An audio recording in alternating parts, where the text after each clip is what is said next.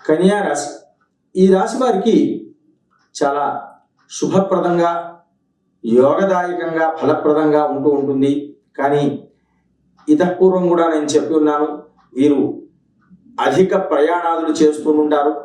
కాస్త మానసికమైనటువంటి ఒత్తిడికి కూడాను లోనవుతూ ఉంటారు. పై అధికారుల యొక్క ఒత్తిడి ఎక్కువ అవ్వడం, ఉద్యోగంలో కొన్ని సందర్భాల్లో సరైనటువంటి న్యాయం చేయలేకపోతున్నాం అనేటువంటి ఆవేదన కూడా సంభవిస్తూ ఉంటుంది.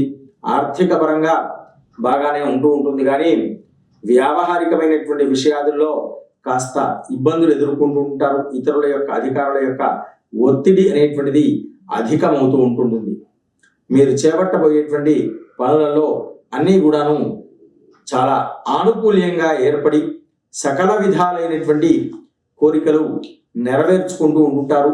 కానీ ఎక్కువ వరకు మీరు తీర్థయాత్ర సందర్శన, దైవ దర్శనాలు చేసుకోవడం వల్ల ఈ ఒత్తిడి నుండి తగ్గించుకోవడానికి మీకు మార్గం అనేటువంటిది సుగమం అవుతూ ఉంటుంది.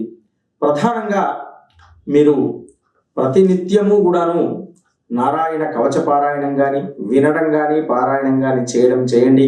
దానివల్ల మీకు ఇతరుల అధికారుల నుండి ఒత్తిడి అనేటువంటి చాలా తగ్గిపోతూ ఉంటుంది.